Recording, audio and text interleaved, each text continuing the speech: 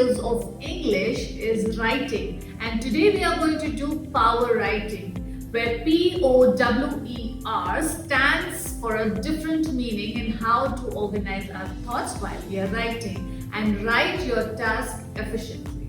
Where P stands for planning of the task, which includes listing the title, talking about the points and the main ideas. When we are writing, we have so many points. So the organization of these thoughts in our head is very important. Where comes O, which means organize, where we have to understand which point comes first, which comes second, and followed by the third and the fourth point. W stands for write, where we'll write our ideas in body paragraph in detail, explaining them with the help of examples.